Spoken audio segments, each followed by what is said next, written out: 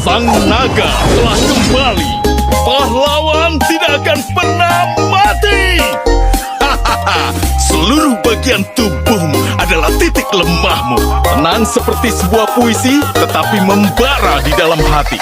Tidak ada yang menakutiku, bahkan kematian sekalipun. Kalian butuh sebuah pasukan untuk menghentikanku. Jadilah kuat, jadilah seorang pembela kebenaran. Senjata diciptakan untuk melindungi, tidak ada tujuan lain.